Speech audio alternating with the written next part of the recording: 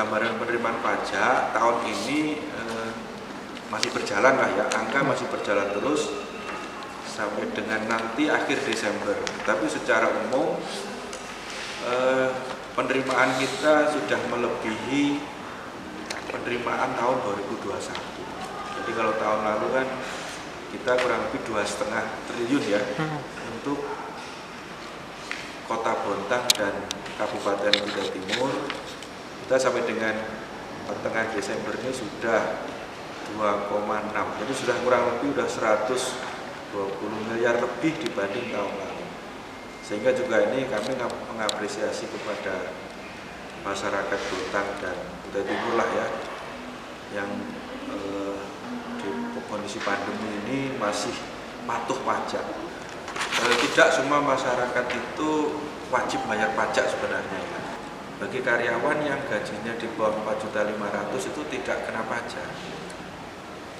Jadi yang di atas itu maka wajib bayar pajak. Kemudian untuk usahawan atau pengusaha atau swasta yang omsetnya masih di bawah 4,8 miliar setahun, batasan kena pajaknya adalah kalau sudah omsetnya nyampe 500 juta. Setelah 500 juta maka omsetnya itu kena pajak 0,5%. Tetapi kalau wajib pajak besar mengenakan pajaknya berdasarkan keuntungannya.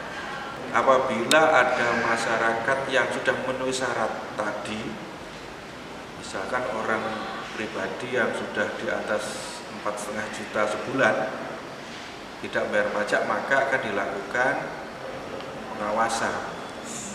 Kemudian dihimbau untuk bayar dulu secara sukarela, karena pajak sebenarnya adalah self assessment ya. Masyarakat bayar sendiri, menghitung sendiri, setor sendiri. Apabila tidak, maka ada data ditemukan KPP akan dijadikan ketetapan pajak. Jadi disuruh bayar.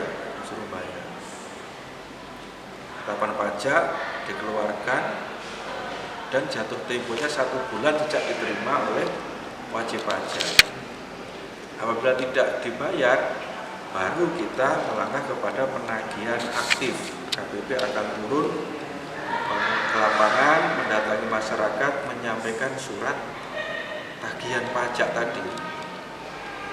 Nah, di sini memang ada beberapa hal ya yang bisa dilakukan oleh KPP. Jadi apabila sudah melalui surat tagihan pajak tidak dibayar, kemudian ada surat teguran, setelah itu ada surat paksa.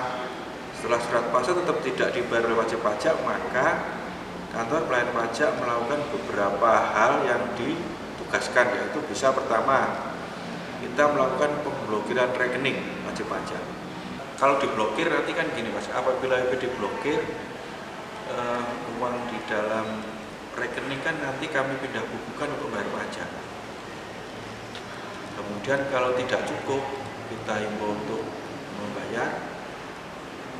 Kalau masih tidak cukup lagi maka kita diperbolehkan atau ditugaskan untuk melakukan penyitaan aset.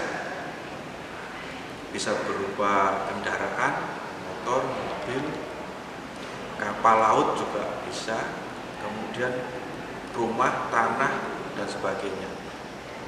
Jadi kalau diblokir tidak cukup, biasanya kita boleh melakukan penyitaan aset. Setelah kita sita, kemudian kita lelang, dilelang oleh kantor pelayanan lelang negara KPKNL ya. Kemudian atas penjualan aset itu digunakan untuk bayar pajak. Untuk tindakan penagihan aktif itu apabila BPD tidak bisa tadi, kemudian diblokir rekeningnya juga tidak cukup dan sebagainya, kemudian disita asetnya masih kurang, maka Direktorat Jenderal Pajak masih bisa melakukan upaya yang pamungkas, yaitu gizeling bahasa Belanda ya. Gizeling itu artinya penyanderaan badan.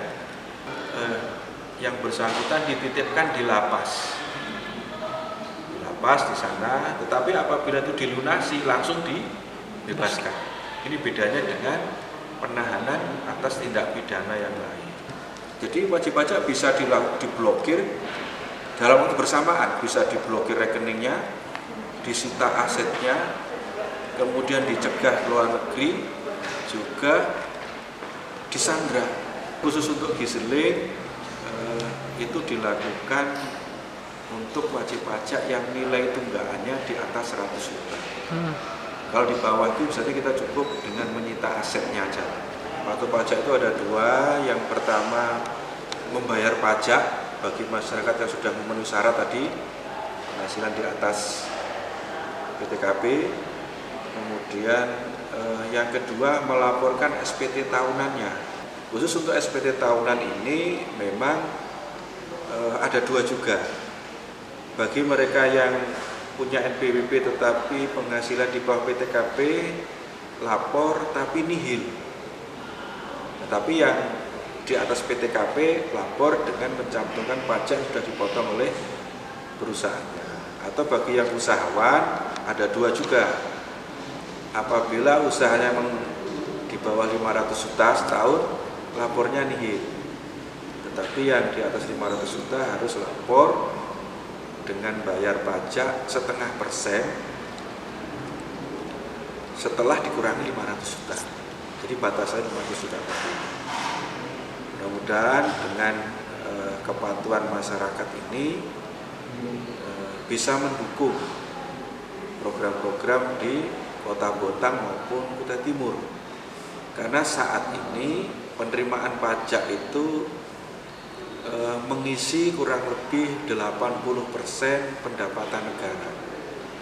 Sehingga APBD baik Kota Bontang maupun Kutai Timur ini mayoritas diisi oleh pajak yang masyarakat bayar.